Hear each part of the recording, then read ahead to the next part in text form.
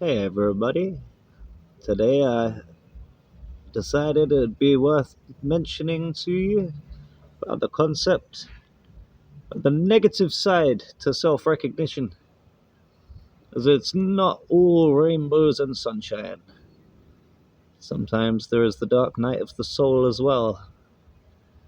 I had my first moment of a peek beyond the veil, I guess you'd call it, at the age of 15.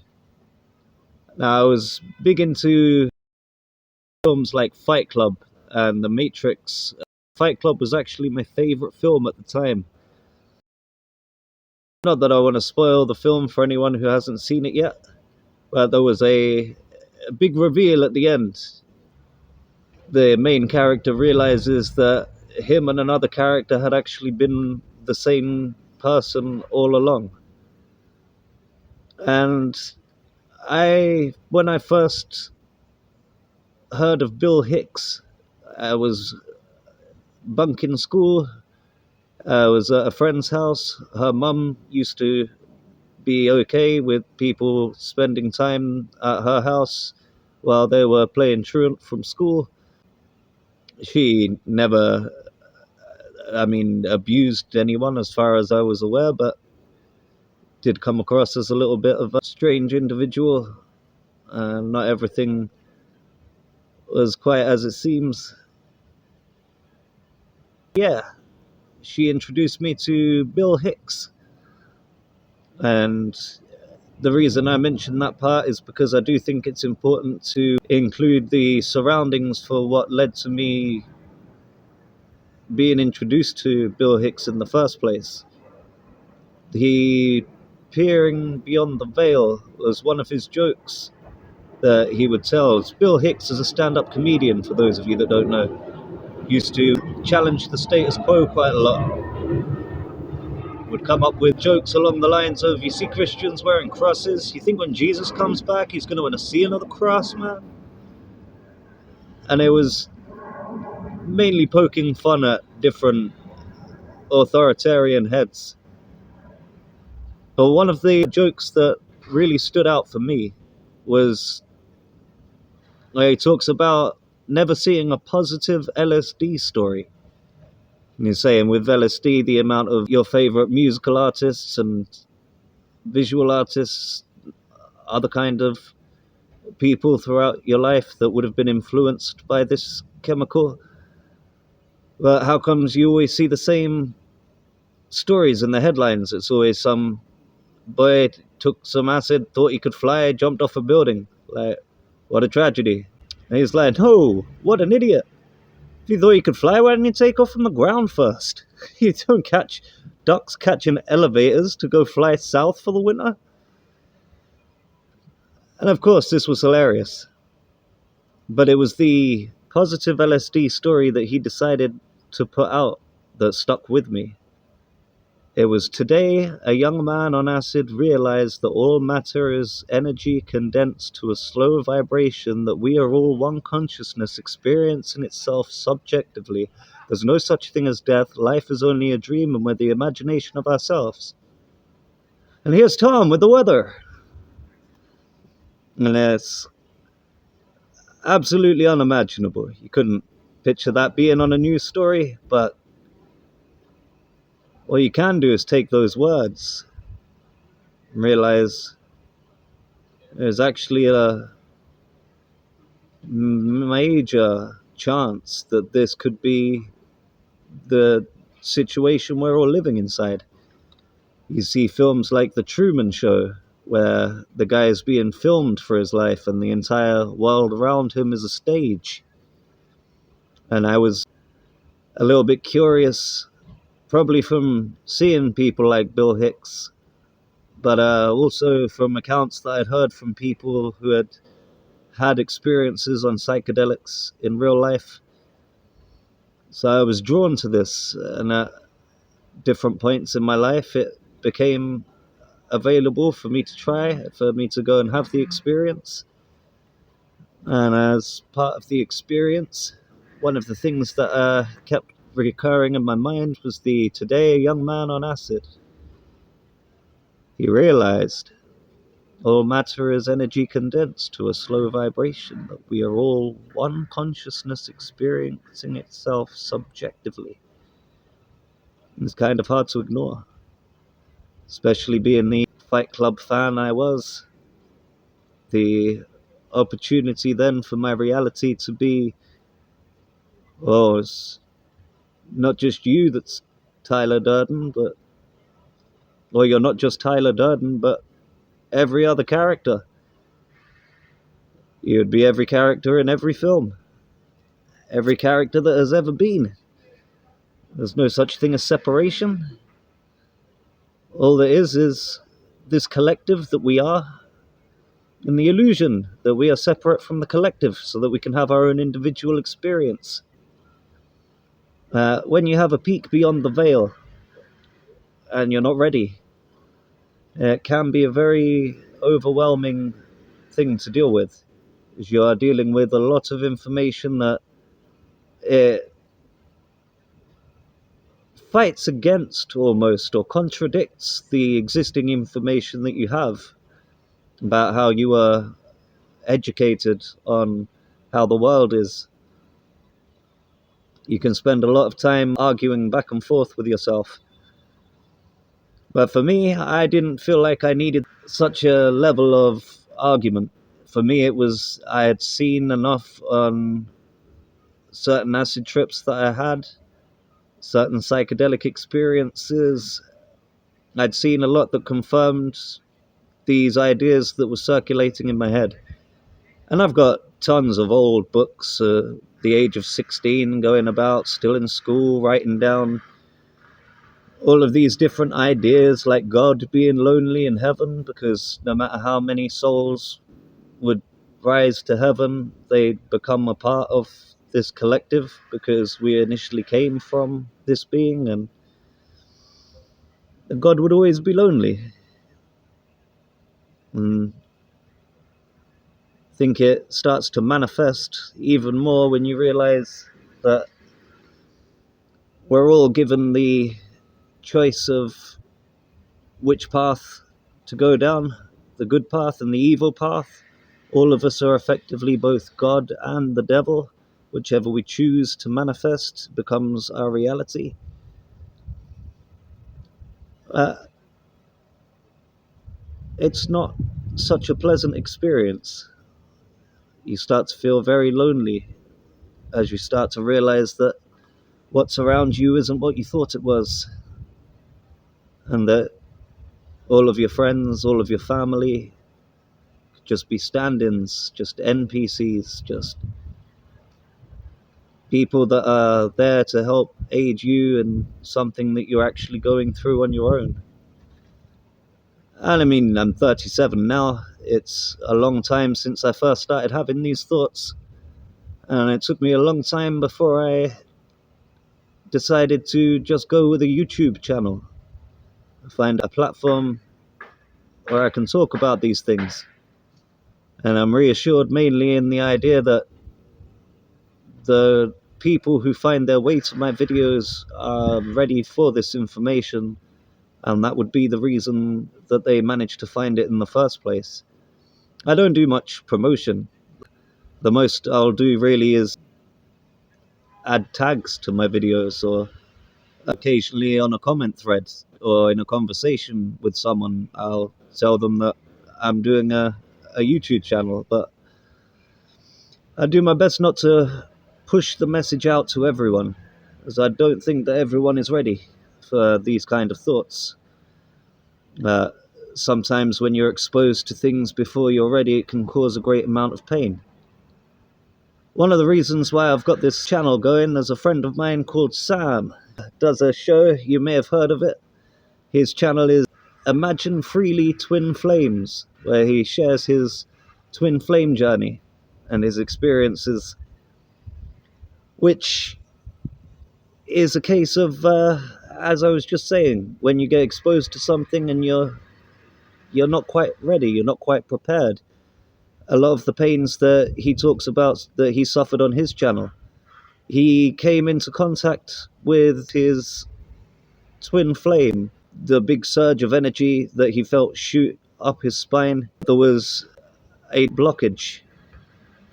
Something wasn't ready for this energy to pass through his system, caused him a lot of pain. He has described it as electricity.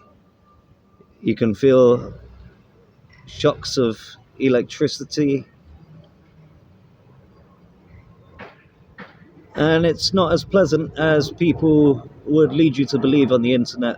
I think that if you can have a Kundalini awakening, that would be all you need in order to succeed in life. Everything clicks into place.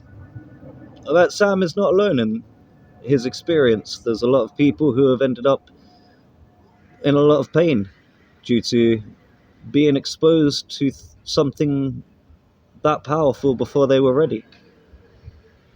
And I myself have spent many years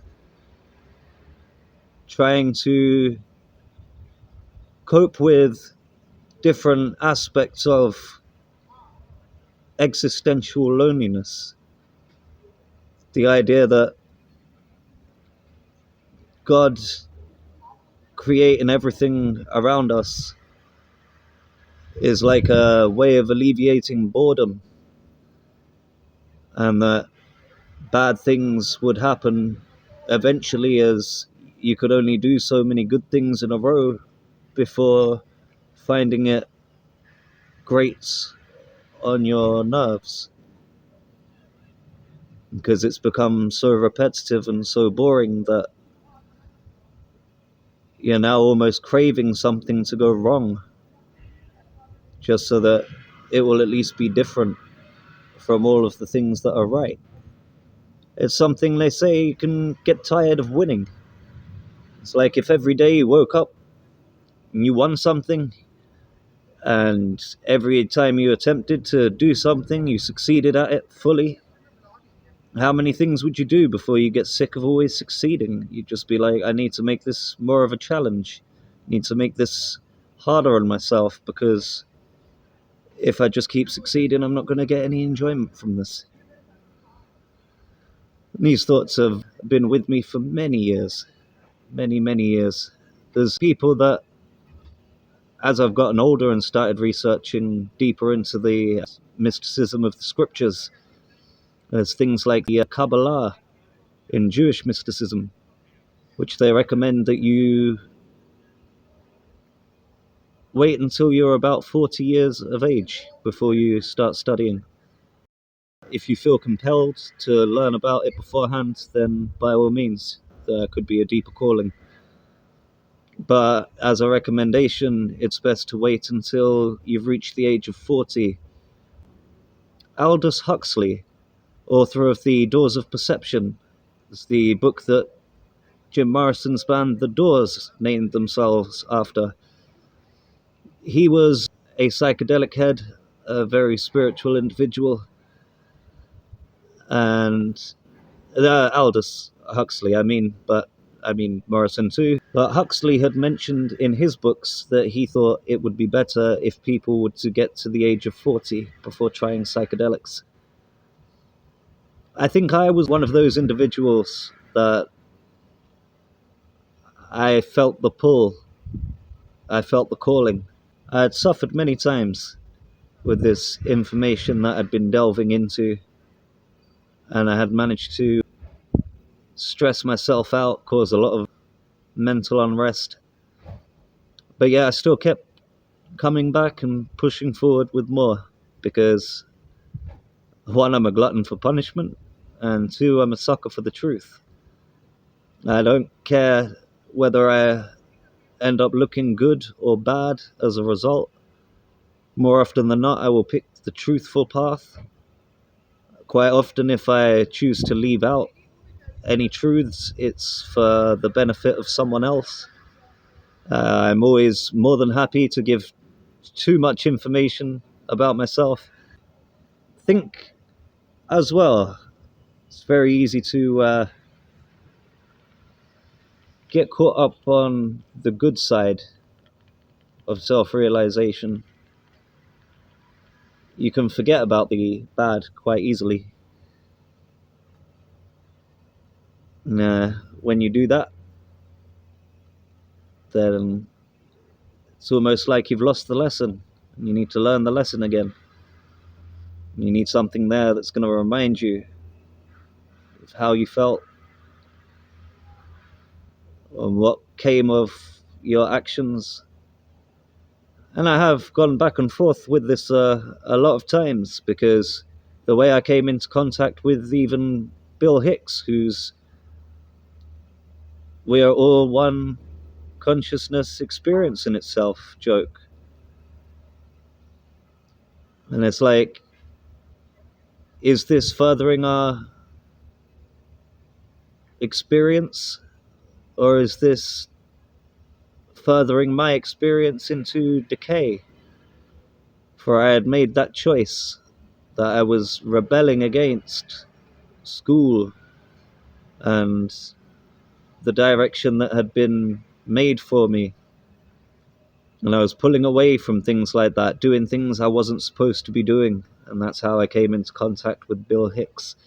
And then these things, almost like the moonlight that provides us a way to decay and allow things to break down in the light of the moon. Because if this didn't happen, then the sun would keep causing things to grow and everything would get strangulated, suffocated. It's just too much. And I thought maybe that would be the balance. I mean, that is also the job of mushrooms, which is one of the sources of the psychedelic trips I was having. Like fungi, it helps break things down so that they can move on. And so I did have to consider many times that what I'm talking about might not be good for the world. And it's only in recent years, looking at a lot of the lies, a lot of the very questionable things that they're teaching children in schools, the very horrific books that appear, which some of the teachers, some of the parents at the parent-teacher meetings had brought this to the attention of the school boards, especially in America, but over here in the UK as well. They were reading some of the words from the book, and they were told that that was not appropriate language to be using at the parent-teacher meeting. And then they pointed out that I was actually reading these words from these books that you have available for our children. So if the words are not considered appropriate for this meeting, are they really appropriate for our children? And then it got me thinking about how at school they did seem to always shun creativity. The majority of people that I've met in life that don't like maths, it's because of their teachers or because of some stressful, traumatic experience from back at school.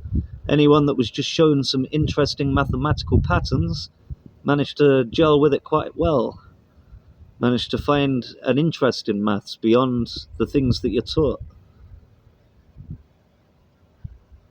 And I don't feel so bad.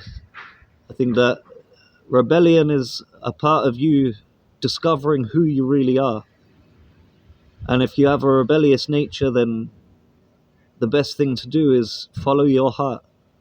Even if you get a load of consequences from it, they're all consequences that are going to help guide and teach you about your actions with first-hand knowledge and experience that then you can use to help others with. So that helped me a lot with the decision.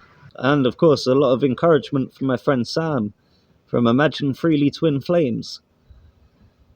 And he's also got a difficult job because the experience that he's talking about has been muddied.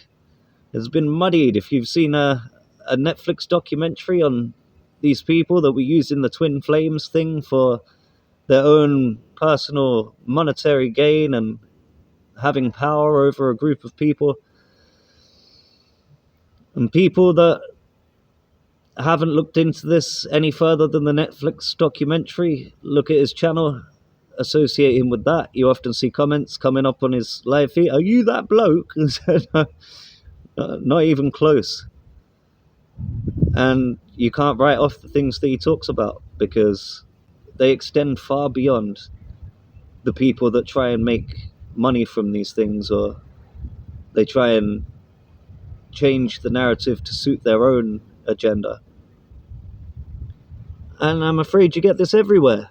This is why a lot of people, they don't like religion. And who can blame them? All they see of religion is what they see in the news. It does not paint religion in a good light. They have an agenda. They don't want you to be going into churches, or, I mean, I think they'd far rather you go into a church than to read the scriptures for yourself. But even then, you're going into a church where they're telling you what they want you to hear. They're only giving you certain stories, certain psalms, certain parts of the book. They're keeping the rest of it away. And that's for you to delve into in your own time if you so feel the need to. Most people that go to these places, they're not really about the reading and understanding for themselves. They're more about the image, or going through the motions and believing that they're in the right place and doing the right thing. They, even the ones that read the books, they tend to memorize the books so that they can quote the books. But when it comes to really understanding and really feeling the message from the stories that are really there, I mean, this is lost on them. I don't like to sound like I'm judging these people. These people are not doing anything wrong. They're just going through life at their own speed. They're learning what they're capable of learning at the speed that they're capable of learning it. I don't feel like I've learned any more or less than them. I'm just on a different path, learning different things. If you were to weigh up everything in my head and their head, you might find it equates to about the same. I don't think that any person is better or worse than any other person. We are all of the same divine energy. We're all cut from the same cloth of the divine. One thing I like to do is remember that everybody is facing a difficult journey, and it's not so easy for people to just do what you do in order to get around things. It's in fact a lot more complex than just being able to copy another. They need to find their own way through because they're at a different starting place from the others that they're watching. Oh, me and Sam should be doing a curry night at some point where we'll be doing a joint live stream together. And I really hope you can join us on that one. It'll be on his channel, and I shall ask him for the video so that I can post it up on here for those of you watching my channel. If you like to watch it, it shall be there. Otherwise, thanks for watching. Stay tuned for more.